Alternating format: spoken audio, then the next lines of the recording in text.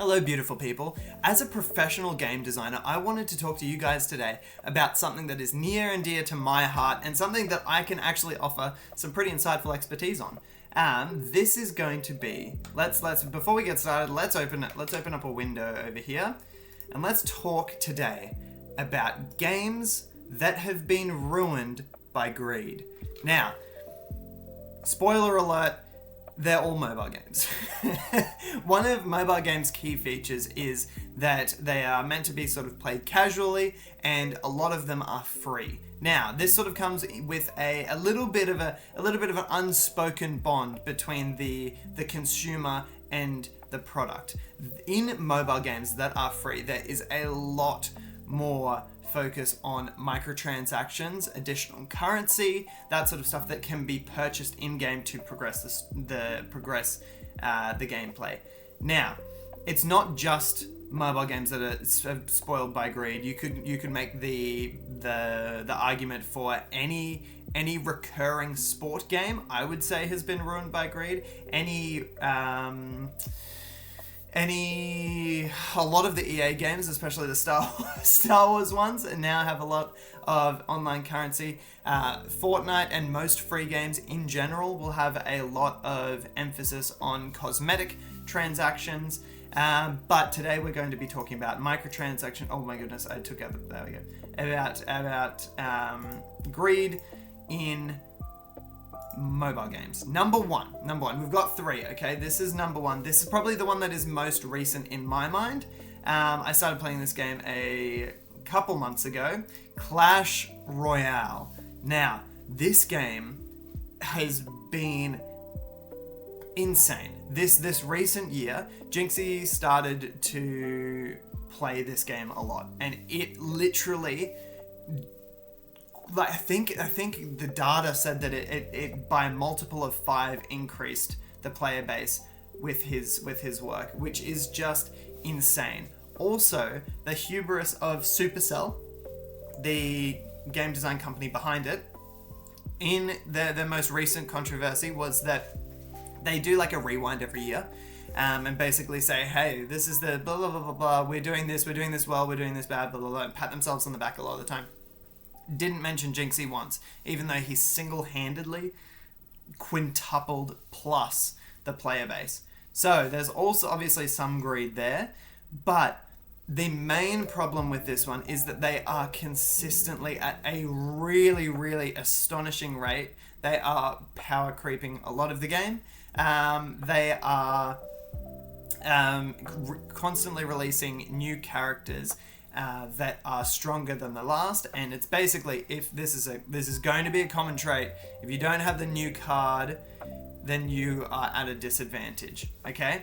One thing that does make Clash Royale bad is that as well as getting the card, you can get levels, and the levels get exponentially harder to complete. Okay? So it's easy to get your first 10 levels on a card, and then the last up to 16 now is almost impossible to get, and you have to, the harder it is, the more likely it is that you're going to take out your wallet and pay, and I think that is not good. Also, this guy here, what's his name? Real Cernex, he did a little calculation for us, okay? He did a little calculation for us, which was how much money would it cost for you to fully upgrade every character in the game, okay? To fully upgrade every character, it is $25,000 to max everything out. $25,000. Now that's crazy. That's crazy. 25 bands on this game is insane. However, I have been playing for about, it would probably be coming up to 6 months now. Probably be coming up to 6 months. I'm sort of upper mid ladder. I think I'm at 12,000 trophies. 12,000 trophies, I think. So a decently high amount. I have every card in the game except for the heroes, and other than like two or three battle passes, I haven't spent a single cent on the game. So it is possible to get decently far through the progression of this game without spending any money. It is possible, and I have done it. So that's why he's number 3 on this list. I do think that if they continue in this way, their player base is only going to drop off further, but it is reasonable to bring up, and I think that they make the list. Certainly. Okay. Another thing as well is what they've been bringing out is heroes. Heroes are $30 each. $30 each. So each character of these, you have to pay $30. There is almost no way to actually get them in the game. This was my only excuse for it. Okay, this was my only excuse for being free to play. There is technically a way to get them for free, but they introduced heroes halfway through my journey in this game, and we got one for free when you started off. I haven't gotten a single one since. It is so difficult to get the currency that you need to unlock the new ones, and it's also not a guarantee that you get a new one. That is the crazy thing. You can get a duplicate of one you've already got. So 6 months of work can just go down the drain, and you can just get the same person you got the first time.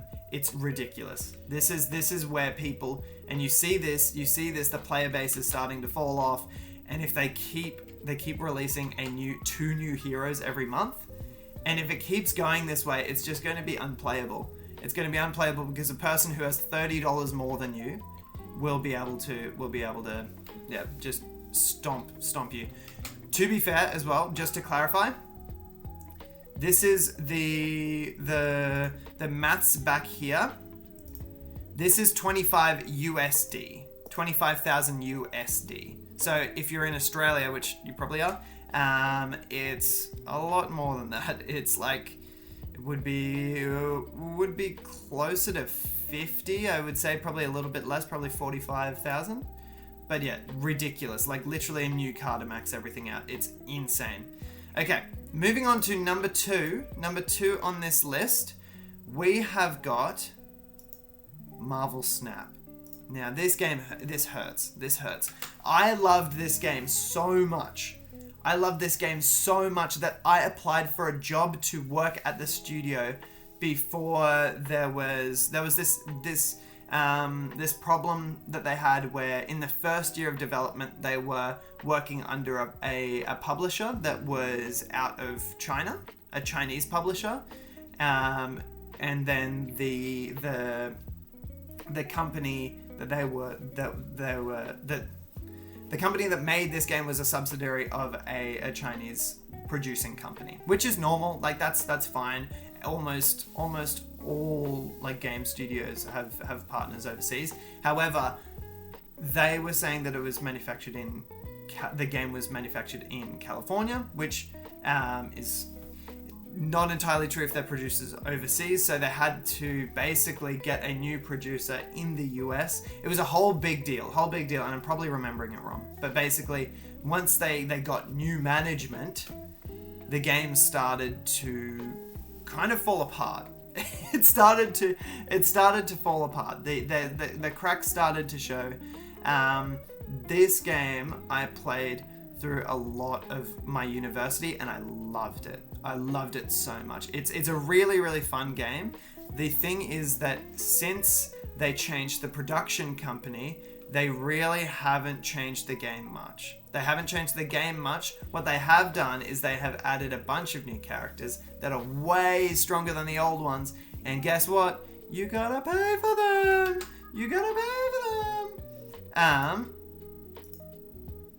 It's actually crazy. What they did, you guys might not believe this, but they put in one new card every week. One new character every week. There are now hundreds and hundreds of characters. This game started in 2022, I think. 2022. And so what does that mean? It's 2026 now. So like 300 at least cards plus whatever cards there were at launch. It's ridiculous. One new card every week. It is almost impossible to keep up. It is almost impossible to keep up and keep on top of the meta. It's crazy. It's crazy. I think that Marvel Rivals probably has a good tempo worked out. Even then though, even with Marvel Rivals, for those who like, you know, who like me from Marvel Rivals is one new character every month. So 1/4 the scale of this, the release date of this, and even then, I feel like I haven't really played Elsa Bloodstone much, which is at time of recording the newest character, and she's been out for most of a month. How could you do that in that time? There is 4 new characters. Honestly, if it wasn't for the creators, I don't think I would even have a passing interest in this game anymore. It's very disappointing and it's very sad because I really love the game. I really love the gameplay. Also, for those who don't know, Cozy Rivals, before he was Cozy Rivals, was Cozy Snap. Now, how interesting is that? How interesting is that? Somebody as talented as Cozy decided to move away from a game that was getting very, very greedy at a time when it was getting greedy. I wonder why. This was sort of a common trend for people at the time. And if it wasn't for creators like Alex Kocher, I wouldn't care. Shout out Alex. He's one of the best creators out there. I still watch his videos to relax every day. Lots of love, all that sort of stuff. One thing as well, this is going to be break immersion. This is a graph of over time the player base in Marvel Snap, starting up over here and then going down over there.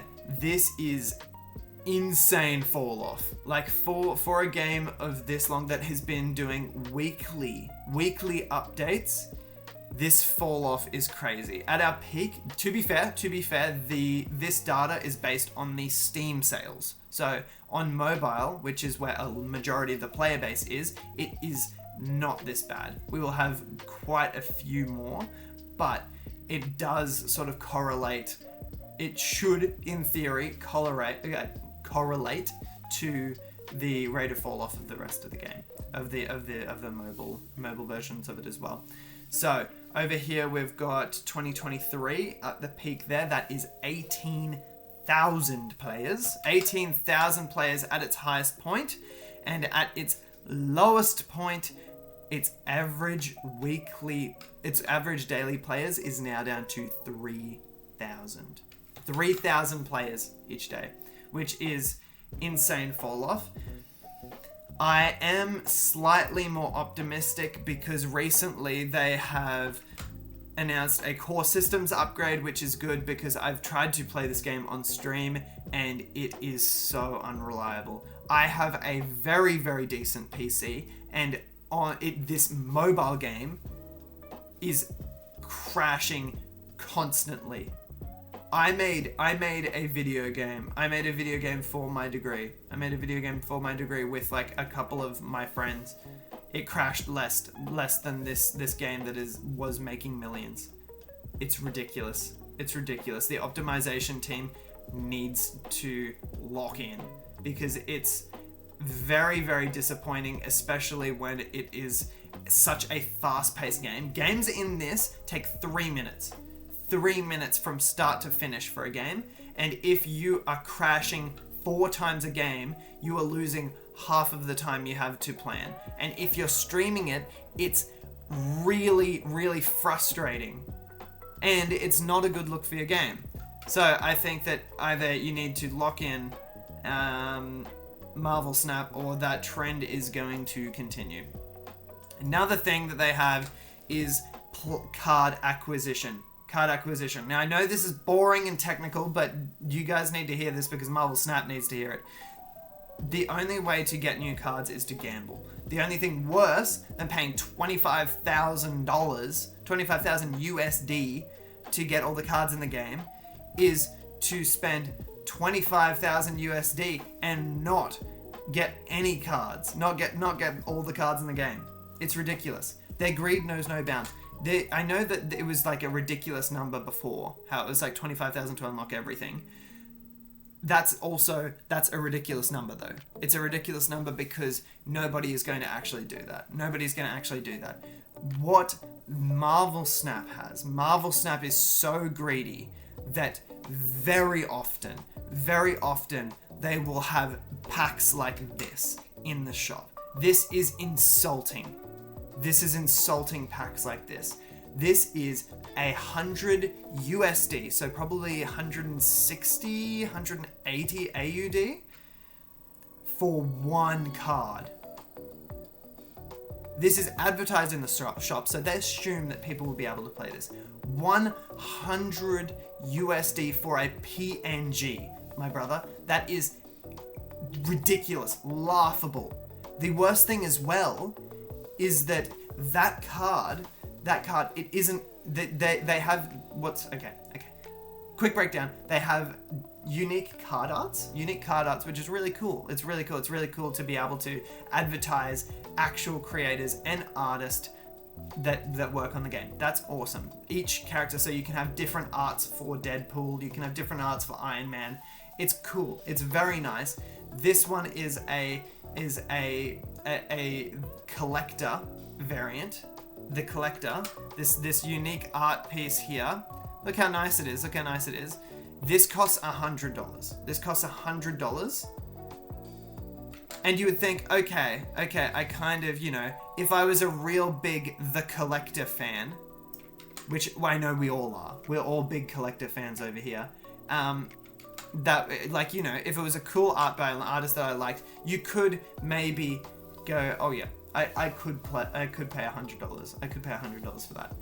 Especially if you think it's exclusive.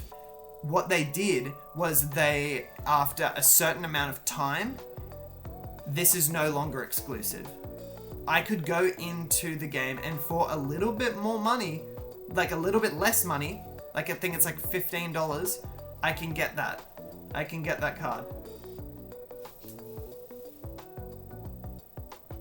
What do you mean? Why did I pay $160 for it then?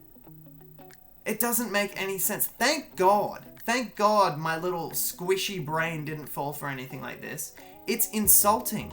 If you're going to charge someone $100 for it, at least make it exclusive or something that'd be like, oh, okay, I need to, like, it's niche, but at least it's something that if I didn't pay that premium that I can't. It's crazy. If you're going to charge $100 for something, at least make it exclusive. At least make it so that in a year later you can't just spend an additional bit and get more of it. It's embarrassing. Okay, I do think that Marvel Snap, to keep it on the positive, they have a brilliant game. They have a brilliant game that is fun to play, and it's good to watch, and the effects are great. What they need to do is they need to work on getting card progression better. They need to be giving cards out. They're bringing out one new card every week. We should be getting 10 new cards. We should be getting 10 new cards every month. There is no way that anybody has kept up to this point. Put guaranteed cards until you fill out a certain amount on the card progression track. It is not that difficult. It doesn't need to be pretty. It doesn't need to be like this cool thing. Take out the gambling for the cards itself. Just give everyone access to all the cards, and then have the different artworks be what you pay for. Have the different card arts be what you pay for. It doesn't make any sense that when I log in with my, I'm working 3 jobs right now. I have 10 minutes to play a mobile game, and I just get obliterated by the most insane deck you've ever seen in your life, and I have no idea what any of these cards are. Just start giving cards away. You have so many. You're sitting on barrels of them. Just give them away more often. It will incentivize your players to come back and collect more. I think card acquisition should be a lot easier. Yeah, I don't know. You can still, and maybe like they have battle passes every month. Maybe make it like every 2 months. I don't know. Give more cards away for free. The loyal players deserve it. They're the ones that will actually spend $100 on a single card art. Can you tell that I'm passionate about this topic? Okay. Number 3, our final one. Prepare yourself, ladies and gentlemen, because this one, there isn't going to be as much data. There is just going to be a lot of anger with this one. Dragon Ball Legends. Okay, let me look you in the eyes while I talk about Dragon Ball Legends. Dragon Ball Legends is, in my opinion, one of the most disappointing games of all time, because it is taking something that I love, which is the Dragon Ball IP, and it is absolutely sodomizing it. It is insane. This game has no respect for the player base. They do not change anything. They do not listen to anything. They do not... The only thing that they do is power creep. All Dragon Ball Legends knows is power creep and rage bait. It is crazy. Their social media team is... It's not even existent. They're it's crazy. It's actually insane. This mobile game, this is a fighting game. This is a fighting game. It's a PvP game, but it is the worst of everything that we have talked about today. It is insane progression. It's gambling. It is... it should be illegal. It should be illegal for you to play this game. You cannot get enough currency to consistently get the new characters in the game. Each new character has less than a 1% chance of you getting it. Meaning that, and the amount of currency that they give out is nowhere near enough to subsidize how much you would need to summon. It is all, it is impossible for you to be a free-to-play player and keep up. It is ridiculous. It is ridiculous. It has the worst bits of everything we've talked about today. They're releasing cards every couple of weeks that are leagues stronger than the strongest card that was available a couple of weeks ago. You can grind this game, get the best team 1 week, and then next week it's trash. You throw it out. It's ridiculous. They had the initial rarity was sparking, then they released a rarity above that, which was a Legends Limited sparking, and then they are constantly, it's this bell curve of artificial scarcity where the algorithm, it is so fraudulent because this is I have no supporting data for this, but it is an empirical measurement.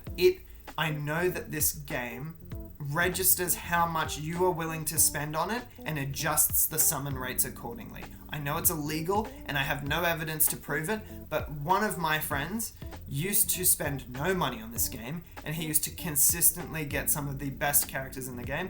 I purchased currency and I had a medium chance of getting them, and then my other friend spent $300 actual dollars trying to get this one character and didn't get anything. It's just crazy. I would love to see the actual systems and the code behind it, because it is almost just right. It is. I'm so certain that this game manipulates the odds of a lottery to benefit itself and rinse you for the most money possible. I'm certain of it.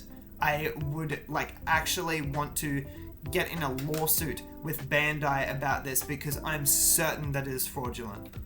It is ridiculous. It's ridiculous. This game is so infuriating because as well you will get, this is a PvP game, which means that your characters go up against other characters online, okay? Which means that somebody who spends more money than you will almost certainly whoop your ass. It is crazy. Oh, I could actually, I want to go to the gym now just to work out the frustration that talking about Dragon Ball Legends has brought out. I love Dragon Ball more than anything, and seeing my goat advertising something that I so vehemently hate is actually so infuriating. Goku wouldn't stand for this, my goats. I'm gonna be so real with you. That's why Dragon Ball Legends and One Piece will always have you rinsed. My goat's Dragon Ball Dokkan Battle and One Piece Super Cruise or whatever, Treasure Cruise, literally outselling 100 million. Do you know why that is? Because Dokkan actually treats you like a player. It treats you like it respects you, and you can make teams on Dokkan that are low-key pretty good without having the best units in the game. If Dragon Ball Legends had... Do you know what's the worst thing about Dragon Ball Legends? It could so easily be so good. It could so easily be the best game in the world, and the mechanics and systems are good. It could so easily be the best. It's just wasted, squandered potential. I used to love Dragon Ball Legends, and now I cannot stand it. If Dragon Ball Legends had 100 haters, I would be one of the 100s. If it had one hater, it would be me, and if it had 0 haters, I am dead. This is... I'm actually so passionate about this. I feel like games who do not respect their audiences don't deserve to have them. That's why I am a big fan of stuff like, you know, listening to the community. I feel like to give a couple of good examples, I think that Marvel Rivals, while it has its flaws, is very good at listening to the community. Almost every issue that the community has had, even if it is unfounded speculation, has been addressed. I think NetEase is doing a fantastic job. They're constantly doing balances, they're constantly doing updates, they're constantly adding new characters at a reasonable rate that keeps the game fresh, and I think that's why its player base has stayed on for so long. I think that... What is a good example? What's another good example? What's a good example of a mobile game that has good... I'm actually struggling to think of a mobile game that actually listens to its community. I don't know, let me know in the comments below what you guys think is a good example. A mobile game's just evil? Is that it? I get Raid Shadow Legends has a lot of ads. I don't know whether I'd be willing to say that that's good. Yeah. I'm drawing a blank here. I don't know of a mobile game that actually respects its player base. Duolingo? I guess. Like, Duolingo is probably... I don't know. I think that might, in my opinion, Duolingo might be the best example of a game that respects its player base. No. Bloons Tower Defense 6. The GOATs. I've been playing so much of that game. It's so good. They constantly bring out updates. Ninja Kiwi, New Zealand studio. They're the GOATs. Best mobile game out there. That's going to be it for today, beautiful people. Thank you for listening to me yammer and yap. I will see you on the next one. I hope you have a lovely day. Bye!